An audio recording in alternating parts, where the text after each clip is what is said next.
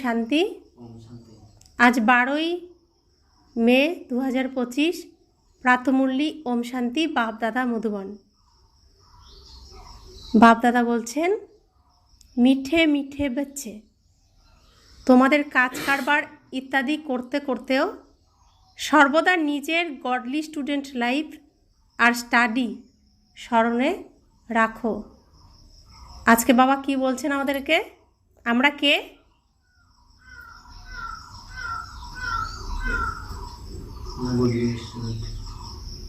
আমরা কে? ঈশ্বরীয় ছাত্র, গডলি স্টুডেন্ট। আর গডলি স্টুডেন্ট অর্থাৎ স্টাডি লাইফ, পড়াশোনা করার জীবন আমাদের এখন। এটাই স্মরণে রাখো। স্বয়ং ভগবান আমাদেরকে পড়াচ্ছেন, এই নেশাতে থাকো। ভগবান আমাদেরকে পড়াচ্ছেন, নেশা থাকে?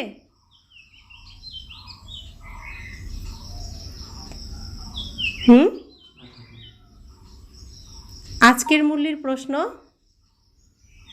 যে বাচ্চারা জ্ঞান অমৃত হজম করতে পারে তাদের লক্ষণ কেমন হবে? যে বাচ্চারা জ্ঞান অমৃত হজম করতে পারে তাদের লক্ষণ কেমন হবে? উত্তর, তারা সর্বদা আত্মিক নেশায় মগ্ন থাকবে আর সেই নেশার আধারে সকলের কল্যাণ করতে থাকবে। কল্যাণ করা ছাড়া দ্বিতীয় কোনো কথা বলতেও তাদের ভালো লাগবে না। কাঁটা থেকে ফুল বানানোর সেবাতেই তারা সর্বদা ব্যস্ত থাকে। ওম শান্তি। এখন বাচ্চারা, তোমরা এখানে বসে আছো আর এটাও জানো যে এখন আমরা হলাম সবাই অভিনেতা অভিনেত্রী। 84 জন্মের চক্র সম্পূর্ণ করেছি। বাচ্চারা, এই জ্ঞান সব সময় তোমাদের স্মরণে রাখতে হবে। তোমরা এখন জেনে গেছো যে বাবা এসেছেন আমাদেরকে পুনরায় রাজ্য প্রাপ্ত করানোর জন্য বা তমপ্রধান থেকে শতপ্রধান বানানোর জন্য। এই কথা এক বাবা ছাড়া আর কেউই তোমাদের বোঝাতে পারবে না। তোমরা যখন এখানে বসে থাকো তখন এটা যেন স্মরণে থাকে যে তোমরা স্কুলে বসে আছো। আমরা এখন কোথায় বসে আছি? নাম কি? কোথায় বসে আছি? কোথায় বসে আছি? কোথায় বসে আছি?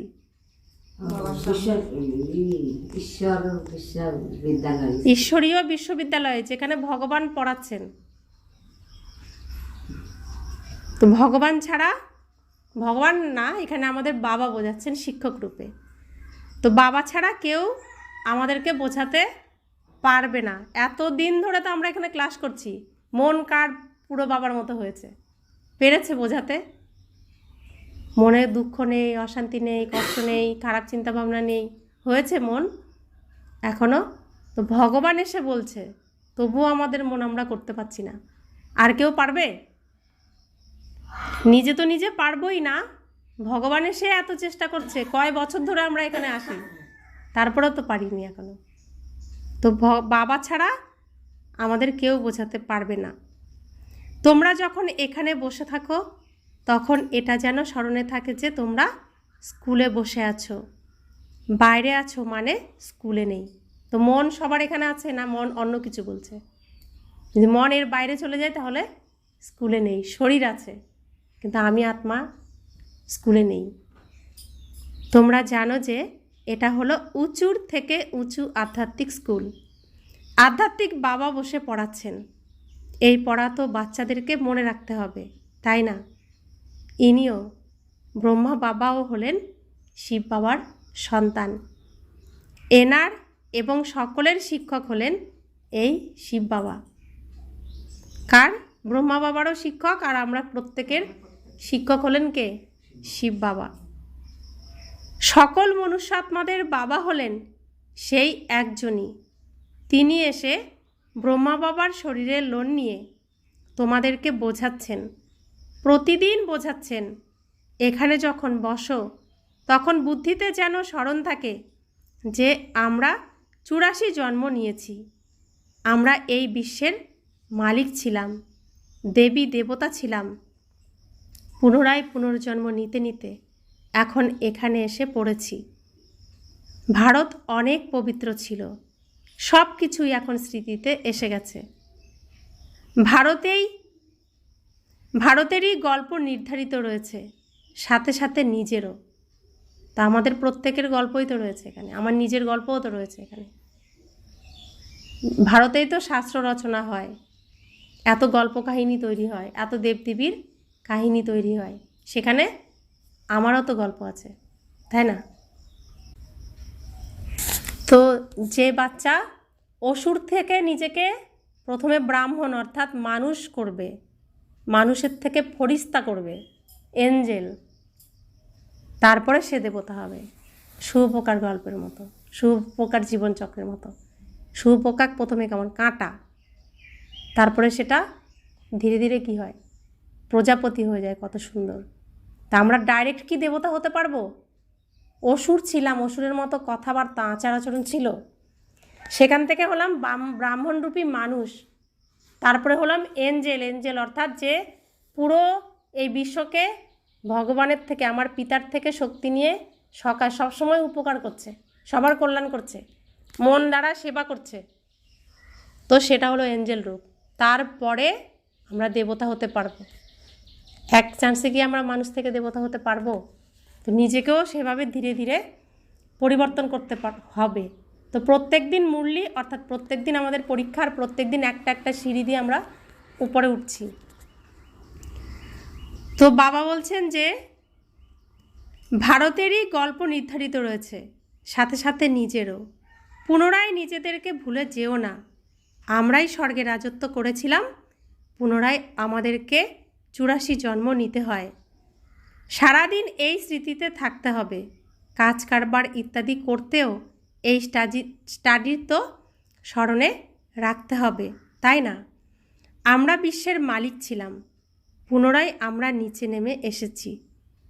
খুব সহজ, তথাপি এটা অনেকেরই স্মরণে থাকে না।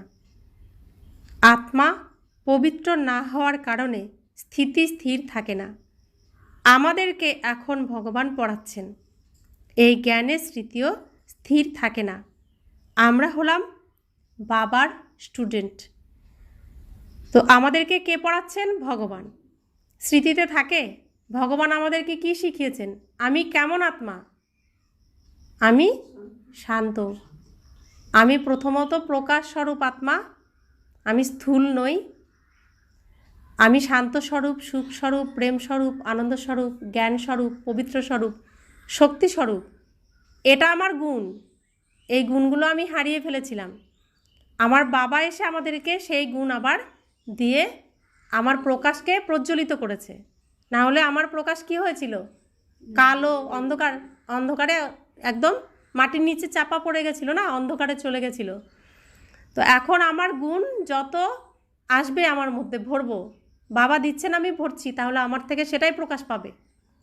আর যদি আমি ভরতে না পারি, তখন আমি আগে যা করতাম, পরনিন্দা, পরচর্চা, সমালোচনা, এগুলোর মধ্যেই আটকে থাকবো। আর আমার মধ্যে যদি সেই গুণ আসে, তখন আমি এই গুণই দেওয়ার চেষ্টা করব। সবার ভালোটাই দেখব, ভালোটাই বলবো, খারাপটা দেখবো না, বলবো না। সবাইকে ক্ষমা ক্ষমা ক্ষমা যে করতে পারবে সে তো অনেক সমালোচনা করবে না, করবে। আর যে ক্ষমা করতে পারবে না, শুধু সবার খারাপ কোথায় আছে সেটাই, যেটা ওষুধদের কাজ, সেটাই করে বেড়াবে। তো নিজে এর জন্য বাবা বলেন বারবার চেক করে দেখো। তো এর জন্য বলছেন বাবা যে আমাদেরকে এখন ভগবান পড়াচ্ছেন, এই জ্ঞানের স্মৃতি স্থির থাকে না, কারণ আসুরিক রূপেই ফিরে যায়, নিন্দা চর্চাই করতে থাকি, নিজেকে আবার নোংরাই করতে থাকি, ভুলে যায় যে ভগবান আমাদেরকে পড়াচ্ছেন, কি শেখাচ্ছেন। আমরা হলাম বাবার স্টুডেন্ট। বাবা এই জন্য বারবার মনে করিয়ে দিচ্ছেন, কারণ বাচ্চাদের কথা তো তিনি জানেন, সবার কথা, কে কি ভাবছে না ভাবছে, সবাইকে তিনি সুন্দর করতে চান, তাই বারবার তিনি সাবধান করেন। তো আমরা ভগবানের কাছে পড়াশোনা করছি, পিতার কাছে পড়াশোনা করছি, এটা ভুলে যায়। বাবা আবার আজকে আমাদেরকে স্মরণ করিয়ে দিচ্ছেন, বাবা বলতে থাকেন, স্মরণের যাত্রাতে থাকো। বাবা আমাদেরকে পড়িয়ে এই রকম লক্ষ্মীনারায়ণ বানাচ্ছেন। সারাদিন এই জ্ঞান স্মৃতিতে রাখতে হবে। বাবাই সব কিছু পুনরায় মনে করিয়ে দিচ্ছেন। এটাই ভারত ছিল, তাই না? এটাই তো ভারত ছিল, যেখানে দেবী দেবতারা ছিল, আর আমরাই সেখানে ছিলাম। আমরাই দেবী দেবতা ছিলাম, এখন আমরাই অসুর হয়ে গেছি। প্রথমে তোমাদের বুদ্ধিও আসুরিক ছিল, এখন বাবা তোমাদের ঈশ্বরীয় বুদ্ধি প্রদান করেছেন। কিন্তু তবুও কারো কারো বুদ্ধিতে এই জ্ঞান ধারণ হয় না, ভুলে যায়। বাবা কতই না নেশায় মগ্ন করে দেন। তোমরা পুনরায় দেবতা হতে চলেছ, তো সেই নেশায় মগ্ন থাকতে হবে, তাই না? এত বড় চান্স আমরা কখনো কি কল্পনা করতে পেরেছি যে দেবী দেবতা আমি হতে পারবো? স্বয়ং ভগবান এসে আমাকে পড়াবেন, স্বয়ং ভগবান নোংরার থেকে আমাকে তুলে আনবেন।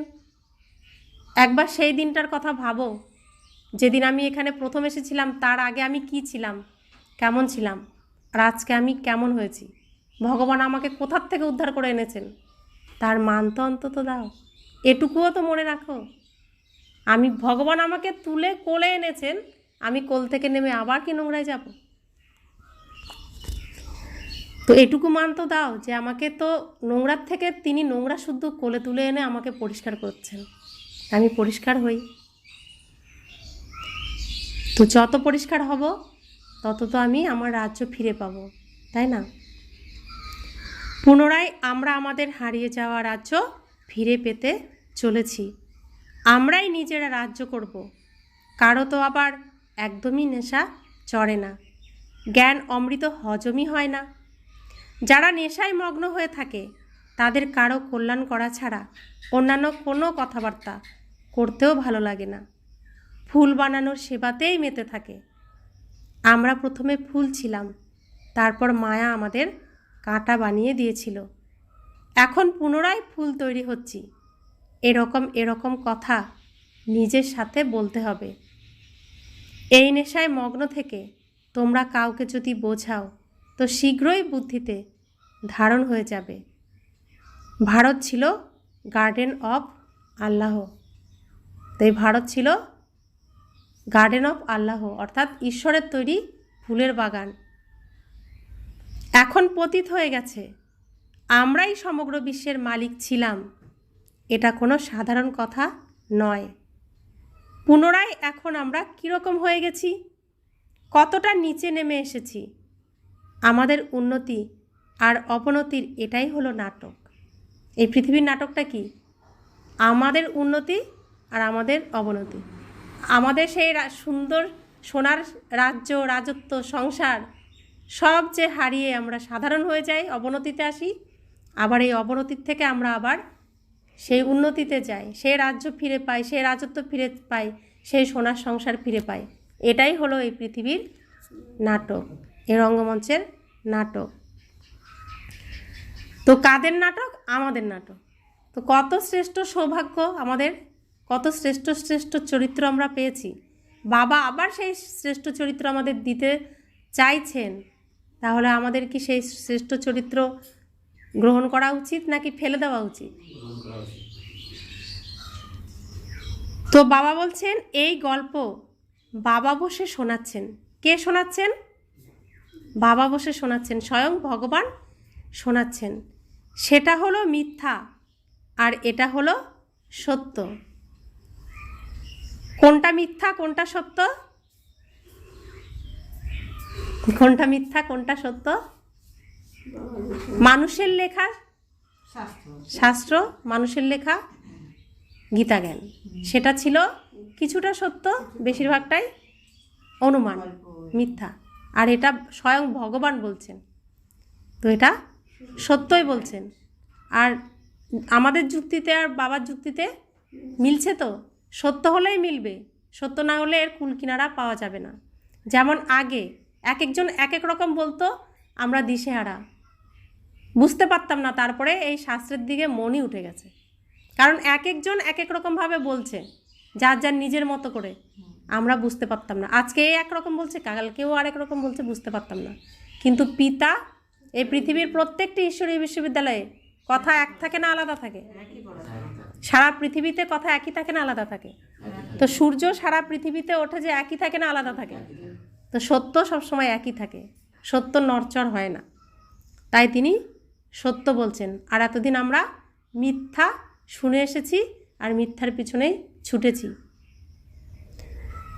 তো বাবা বলছেন, তারা তো সত্যনারায়ণের কথা শোনায়, কিন্তু তারা কি এটা জানতে পারে যে আমরা কিভাবে উন্নতি করেছিলাম, আবার কিভাবে অবনতি হয়েছে? এই বাবাই এখন সত্যিকারের সত্যনারায়ণের কথা শোনাচ্ছেন। আমরা কিভাবে রাজত্ব হারিয়েছি এর কারণ আমি নিজেই। কিভাবে রাজত্ব হারিয়েছি দেখুন। এখন তো বাবা নোংরার থেকে আমাকে কত উঁচুতে রেখেছে, প্রত্যেক দিন একটু একটু করে উঁচুতে তুলছে। বাবা আমাদের মনটাকে কি বানিয়েছে? পুরো ফুল, পুরো দেবতার মতো। আর আমি কি করছি? বাবা তো আমাকে উঁচুতে রেখে দিয়েছে একদম হৃদয়ে, বাবার হৃদয়ে। আমি কি করছি? বাবা আমাকে ফুল বানিয়েছে, আমি কাঁটা, অর্থাৎ আরেকজনের নামে নিন্দা করছি, সমালোচনা করছি, খারাপ ভাবছি। তো আমি কি বাবার সেই সিংহাসনে থাকতে পারলাম? নিজেই তো নেমে গেলাম, তো নিজেই তো নিজের কারণ হলাম। আমি যখন কারো নিন্দা করছি, কেউ তো আমাকে দিয়ে বলাচ্ছে না, আমি নিজেই বলছি, তাই না? আত্মা এখন বুঝতে পেরেছে যে আমরা কিভাবে এখন বাবার থেকে পুনরায় রাজ্য গ্রহণ করছি। কিভাবে গ্রহণ করছি? যত আমি আত্মাকে পরিষ্কার করছি, সুন্দর সুন্দর ভাবনা ভাবছি, সুন্দর সুন্দর কর্ম করছি, অন্যকে সুখ দিচ্ছি, তত আমি উপরে উঠছি, আমি আমার রাজত্ব ফিরে পাচ্ছি। বাবা যখন জিজ্ঞাসা করেন তখন সবাই বলে যে হ্যাঁ, নেশা আছে।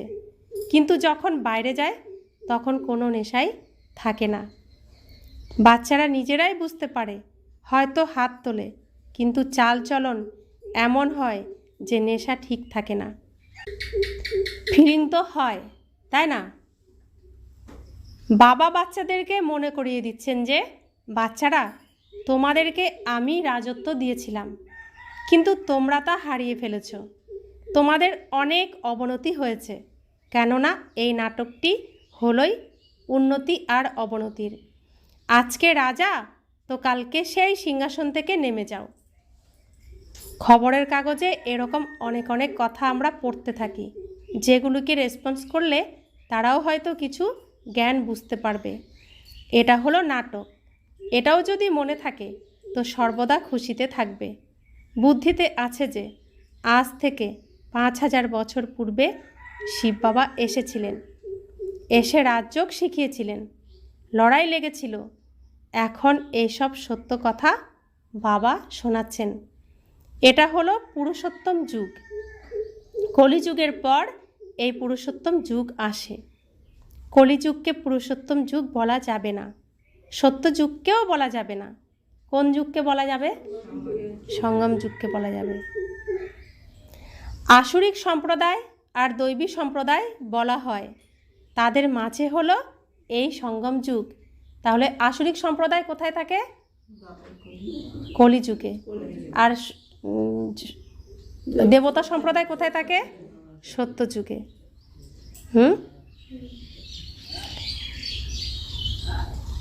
তো আসুরিক সম্প্রদায় আর দৈবী সম্প্রদায় বলা হয়, তাদের মাঝে হলো এই সঙ্গম যুগ, যখন পুরানো দুনিয়া থেকে নতুন দুনিয়া তৈরি হয়। তো এখন পুরানো দুনিয়া থেকে নতুন দুনিয়া তৈরি হচ্ছে। আমরা এখন এই গর্ভমহলে রয়েছি। এই গর্ভমহলে যে বাচ্চা তৈরি হবে, বাইরে ঠিকঠাক বেরোবে, সে দেবতা হয়ে যাবে। আর যে বাচ্চা হবে না, অপুষ্ট থাকবে, সেই বাচ্চা কি হবে? গর্ভাবস্থায় মরে যাবে না? তাই তো? তো এখান থেকে অনেকে মরে যাচ্ছে না, বেরিয়ে যাচ্ছে না? তো এটা হচ্ছে সেই গর্ভমহলও সত্য যুগে এমনই হবে। তো বাবা বলছেন, নতুন থেকে পুরানো হওয়ার জন্য সমগ্র চক্র 5000 বছর লেগে যায়। এখন হলো সঙ্গম যুগ। সত্য যুগে দেবী দেবতাদের রাজ্য ছিল, এখন সেটা নেই, তার বদলে অন্যান্য অনেক ধর্ম এসে গেছে। এসব কিছুই তোমাদের বুদ্ধিতে থাকে, সব কিছুই আমাদের বুদ্ধিতে এখন আছে। আর যে যত ধারণ করবে, সারাদিন চিন্তন করবে, মন্থন করবে, আর নিজেকে সেই অনুযায়ী তৈরি করবে, সেই তো পুষ্ট হয়ে যাবে না। তো আমি খাচ্ছি, তো খাবারটাকে আমার নিজেকে হজম করতে হবে, তবেই না শরীরে শক্তি আসবে, তবেই না আমি হৃষ্টপুষ্ট হব, তাই না? তো বাবা বলছেন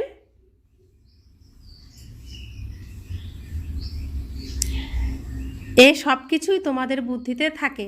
অনেকেই আছে যারা 6 থেকে 8 মাস 12 মাস পড়াশোনা করে পুনরায় বিকারী হয়ে যায়, ফেল হয়ে যায়, হয়তো পবিত্র হয়, কিন্তু পড়াশোনা না করার কারণে মায়ার জালে ফেসে যায়।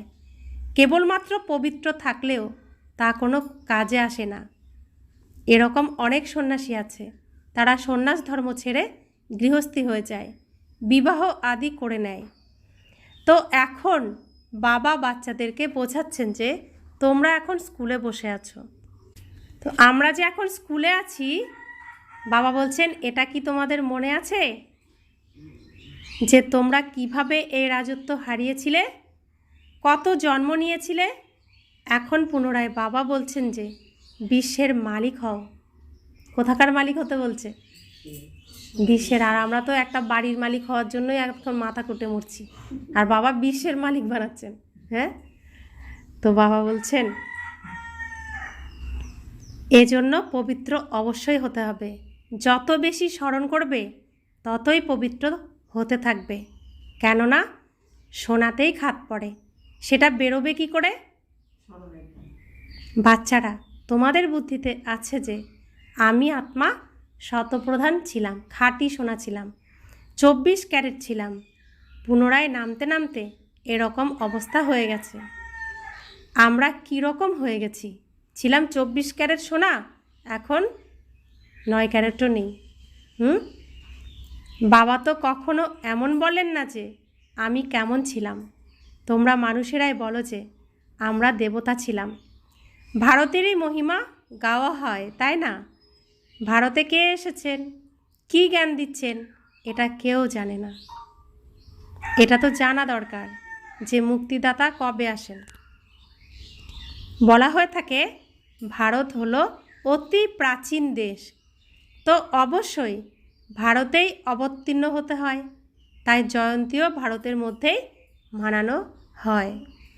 অবশ্যই বাবা এখানে এসেছিলেন, বলাও হয় যে ভাগীরথ, তাই মানুষের শরীরে আসতে হবে, তাই না? আবার ঘোড়ার গাড়িও দেখানো হয়। তো বাবা বলছেন কতটা পার্থক্য হয়ে যায়।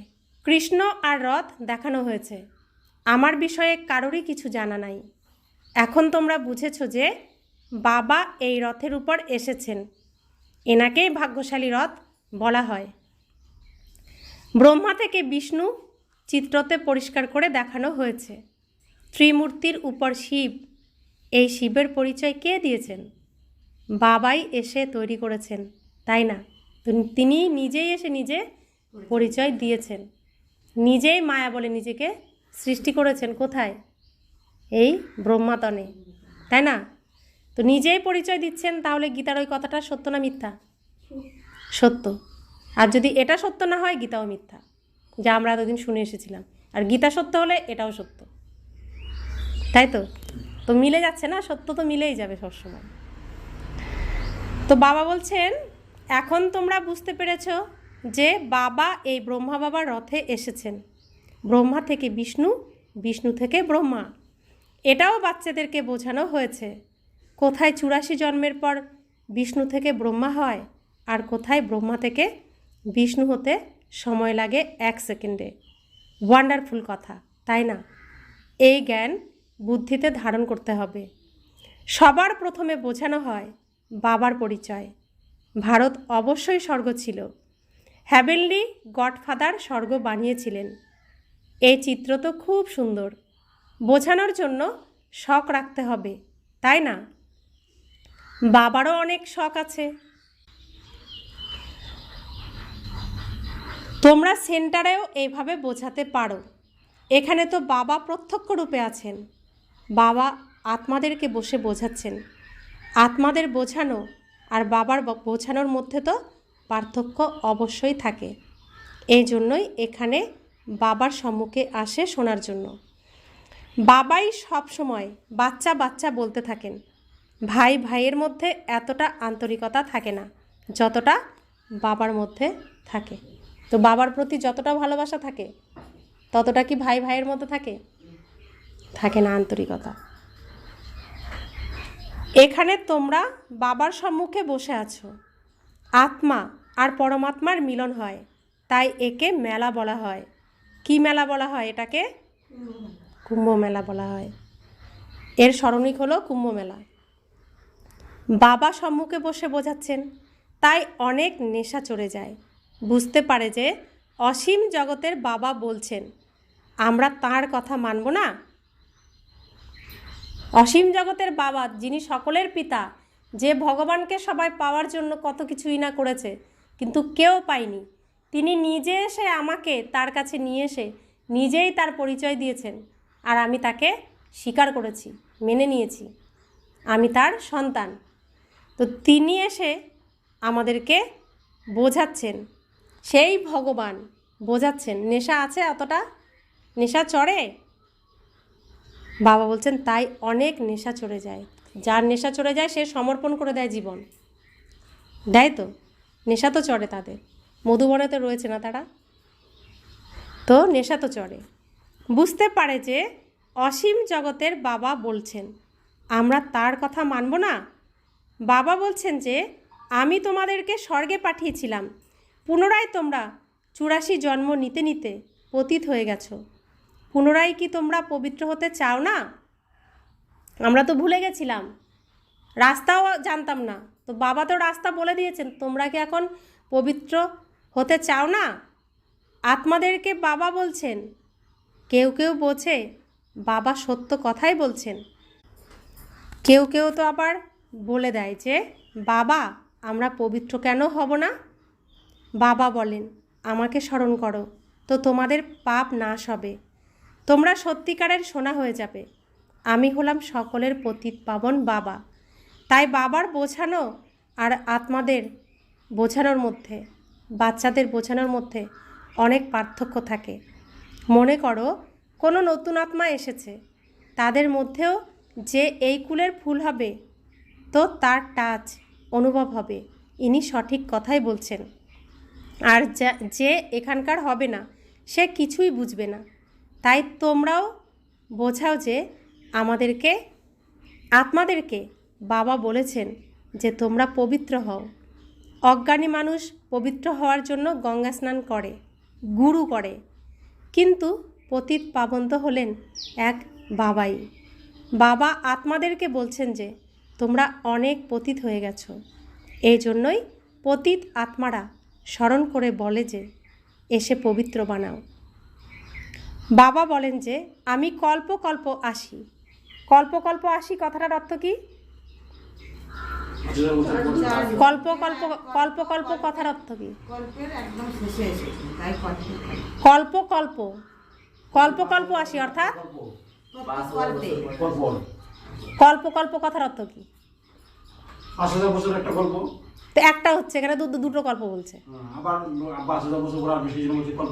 না না না না না না, এক কল্প শেষ হচ্ছে আর এক কল্প শুরু হবে, এর মাঝখানে তো এসছেন নাকি? এক কল্প শেষ হচ্ছে আরেক কল্প শুরু হবে, তো কল্প কল্প তার মাঝখানে তো তিনি এসেছেন।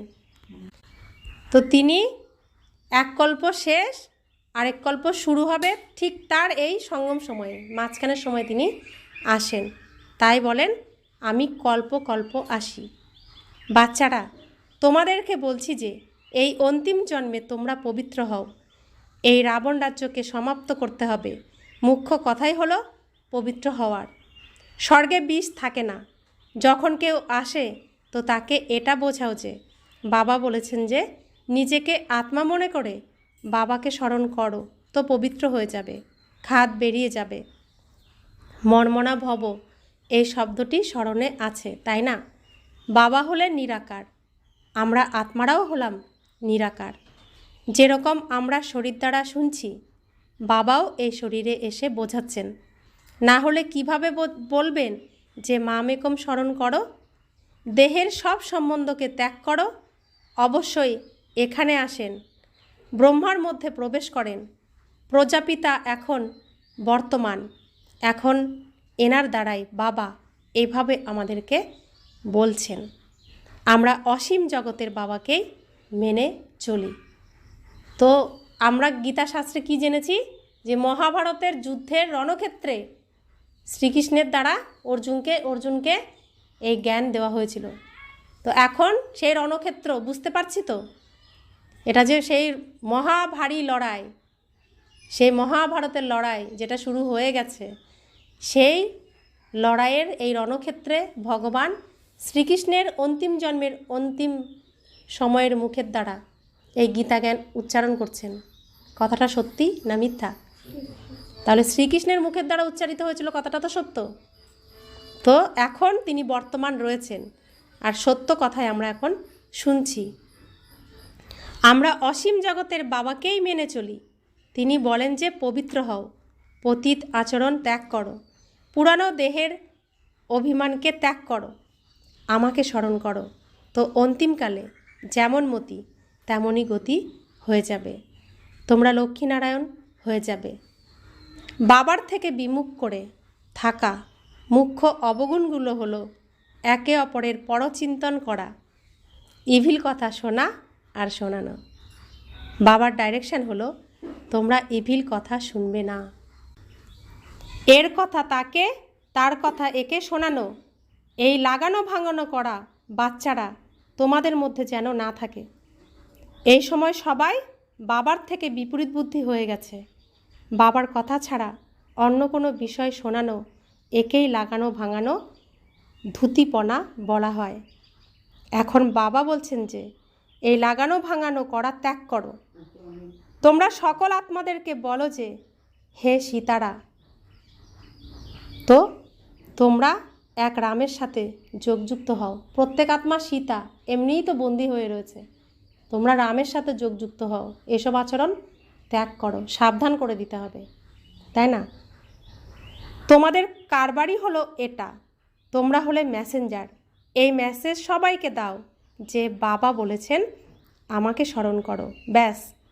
এই কথা ছাড়া বাকি সবই হলো লাগানো ভাঙানো করা। বাবা সকল বাচ্চাদেরকে বলেন লাগানো ভাঙানো করা ছেড়ে দাও, সকল সীতাদেরকে এক রামের সাথে বুদ্ধির চোখ জুড়ে দাও। তোমাদের কারবারই হলো এটা, ব্যাস। এই পয়গম দিতে থাকো। বাবা এসে গেছেন, তিনি বলছেন তোমাদেরকে গোল্ডেন এজে যেতে হবে। এখন এই আয়রন এজকে ছাড়তে হবে। তোমাদের বনবাস প্রাপ্ত হয়েছে, জঙ্গলে বসে আছো, তাই না? বন জঙ্গলকে বলা হয়। কন্যার যখন বিবাহ হয় তখন বনের মধ্যে গিয়ে বসে, তারপর মহলে যায়। তোমরাও এখন জঙ্গলে বসে আছো, এখন শ্বশুরালয়ে যেতে হবে। তো বাবা আমাদেরকে, আমরা এখন বাবার সন্তান হয়েছি না, রাজকন্যা প্রিন্সেস তৈরি হচ্ছি, তো বাবাই তো বর খুঁজে দেবে না, সুযোগ্য পাত্র। তাই শ্বশুরালয়ে যাবে, লক্ষ্মীনারায়ণ হয়ে যাবে না শ্বশুরালয়ে গিয়ে। এখন তো রাজকুমারী তৈরি হচ্ছে। তো বাবা বলছেন এখন শ্বশুরালয়ে যেতে হবে, এই পুরানো দেহকে ছাড়তে হবে। এক বাবাকে স্মরণ করো। বিনাশের সময়ে যার বাবার সঙ্গে প্রীত বুদ্ধি থাকবে সেই মহলে যেতে পারবে। বাকি বিপরীত বুদ্ধি আত্মাদের হলো বনবাস, জঙ্গলে বাস করবে। বাচ্চারা, বাবা তোমাদেরকে ভিন্ন ভিন্ন রীতিতে বোঝাচ্ছেন যে বাবার থেকে এই অসীম জগতের রাজত্ব তোমরা পেয়েছিলে তাকে ভুলে গেছো, তাই বনবাসে চলে গেছো। বনবাস আর গার্ডেন বাস, স্বর্গোদ্যান, বনবাস আর স্বর্গোদ্যান, ফুলের বাগান। বাবার নামই হলো বাগানের মালিক ভগবান। কিন্তু যখন সেটা কারো বুদ্ধিতে আসবে যে ভারতেই আমাদের রাজ্য ছিল, এখন নেই, এখন তো বনবাসে আছি, পুনরায় গার্ডেনে যাচ্ছি, তোমরা এখানে বসে আছো, তবুও বুদ্ধিতে আছে যে আমরা অসীম জগতের বাবার কাছ থেকে এখন রাজত্ব গ্রহণ করছি। বাবা বলেন যে আমার সাথে প্রীতি রাখো, কিন্তু তাও ভুলে যায়। বাবা অনুযোগ করছেন যে বাচ্চারা, তোমরা আমাকে, এই বাবাকে কতদিন পর্যন্ত ভুলে যেতে থাকবে? কতদিন পর্যন্ত ভুলে যাব বাবাকে? 5000 বছর। তাহলে সুবর্ণ দুনিয়ায় কি করে যাবে? নিজেকে জিজ্ঞাসা করো, আমি কতটা সময় বাবাকে স্মরণ করছি? আমরা যেন এক স্মরণের অগ্নিতে পড়ে আছি, যার দ্বারা বিকর্ম বিনাশ হয়। এক বাবার সাথেই প্রীতবুদ্ধি রাখতে হবে। তিনি হলেন সব থেকে প্রথম নম্বরের প্রেমিক, যে তোমাদেরকে প্রথম নম্বরের দেবী দেবতা বানাচ্ছেন। কোথায় থার্ড ক্লাসে ছাগলদের মতো ভিড়ে ট্রাভেল করা, আর কোথায় এয়ার কন্ডিশনে যাত্রা করা, কতখানি পার্থক্য। জেনারেলে যাওয়া আর এয়ার কন্ডিশনে যাওয়া, কতখানি পার্থক্য। এই সব কিছু বিচার সাগর মন্থন করতে হবে, তবেই তোমাদের মজা আসবে। এই বাবাও, ব্রহ্মা বাবাও বলেন যে আমিও বাবাকে স্মরণ করার জন্য অনেক প্রচেষ্টা করে যেতে থাকি। ব্রহ্মা বাবা নিজে বলছেন, যার মধ্যে শিব বাবা বসে রয়েছেন, তিনি বলছেন যে আমিও বাবাকে স্মরণ করার জন্য অনেক প্রচেষ্টা করে যেতে থাকি। সারাদিন এই চিন্তাই চলতে থাকে। বাচ্চারা, তোমাদেরকেও এই পরিশ্রম করতে হবে। তাহলে ব্রহ্মা বাবার মধ্যে শিব বাবা রয়েছে, তবুও বুদ্ধি কোথায় চলে যায়? তাহলে আমাদের বুদ্ধি তো যাবেই। তাই বাবা বারবার আমাদেরকে অ্যাটেনশান দেন, সাবধান করেন।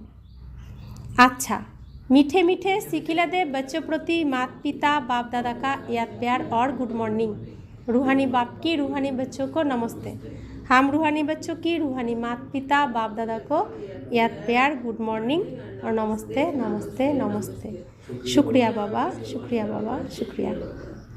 धारणार जन्य मुख्य सार, काउकेई एक रामेर कथा छाड़ा अन्य कोनो कथाओ शुनिओ ना। এক বাবার কথা ছাড়া অন্য কোনো কথা শুনিও না। একজনের কথা অপরকে শোনানো, পরচিন্তন করা, এসব হলো লাগানো ভাঙানো, ধুতিপনা করা, এসব ত্যাগ করতে হবে। দ্বিতীয় ধারণা, এক বাবার সাথেই প্রীতি রাখতে হবে। পুরানো দেহের অভিমান ছেড়ে এক বাবারই স্মরণের দ্বারা নিজেকে পবিত্র বানাতে হবে। পুরানো দেহের অভিমানকে ছেড়ে দিতে হবে, বাবার স্মরণের দ্বারাই নিজেকে পবিত্র বানাতে হবে। বরদান, সমাহিত করার শক্তির দ্বারা রংকে রাইট বানানো বিশ্ব পরিবর্তক ভব। অপরের করা ভুল দেখে নিজে ভুল করো না। যদি কেউ ভুল করে তাহলে তুমি রাইট থাকবে, তার সঙ্গের প্রভাবে আসবে না। যারা প্রভাবিত হয়ে যায় তারা অলস হয়ে যায়। প্রত্যেকে কেবল এই দায়িত্ব নাও যে আমি রাইট মার্গেই থাকব। যদি কেউ ভুল করে তাহলে সে সময় সমাহিত করার শক্তি ইউজ করো, সমাহিত করার শক্তিকে ইউজ করো। কারোর করা ভুলকে নোট করে রাখার পরিবর্তে, কারোর করা ভুলকে নোট করে রাখার পরিবর্তে তাকে সহযোগের নোট দাও, অর্থাৎ সহযোগের দ্বারা ভরপুর করে দাও। তাহলে বিশ্ব পরিবর্তনের কাজ সহজ হয়ে যাবে। স্লোগান, নিরন্তর যোগী হওয়ার জন্য লৌকিকের আমি আর আমার ভাবকে বেহদে অসীমে পরিবর্তন করো। নিরন্তর যোগী হওয়ার জন্য লৌকিকের আমি আর আমার ভাবকে বেহদের অসীমে পরিবর্তন করো। কালকে তো মুরলিতে বললো ম্যা ছাড়ো, ম্যা, নাক কান কাটার কথা বলছে না, তো নাকই তো হলো প্রথমে আগে আসে, ম্যা। তো আমি আর আমার ভাবকে পরিবর্তন করো। অব্যক্ত ইশারা, আত্মিক রয়্যালটি আর পিউরিটির পার্সোনালিটি ধারণ করো। বর্তমান সময় অনুসারে ফরিস্তাভাবের সম্পন্ন স্টেজের বা বাবার সমান স্টেজের নিকটে আসছো। সেই অনুসারে পবিত্রতার পরিভাষাও অতি সূক্ষ্ম হতে চলেছে। কেবল ব্রহ্মচারী হওয়াই পবিত্রতা নয়, ব্রহ্মচারীর সাথে সাথে ব্রহ্মা বাবার প্রত্যেক কর্মরূপী কদমের উপর কদম রেখে ব্রহ্মচারী হও। তো অর্থাৎ ফরিস্তাভাবে স্টেজে থাকো, বাবার সমান স্টেজের নিকটে এখন আত্মারা আসছে। সেই অনুসারে পবিত্রতার পরিভাষাকেও অতি সূক্ষ্মভাবে নিতে হবে। সব সূক্ষ্মে অতি সূক্ষ্মের দিকে যাচ্ছে, কর্মাতীত অবস্থার দিকে এখন সবাই যাচ্ছে। তাই ব্রহ্মচারী শুধু হলে হবে না, শুধু পবিত্রতা নয়, ব্রহ্মচারীর সাথে সাথে ব্রহ্মা বাবার প্রত্যেক কর্মরূপী কদমকে আমাদের এখন ফলো করতে হবে। প্রত্যেক কদমে কদম রেখে ব্রহ্মচারী হতে হবে। অষ্টশক্তিকে এখন আমাদের প্রয়োগ করতে হবে, তবে সম্পন্নতা আসবে। ওম শান্তি।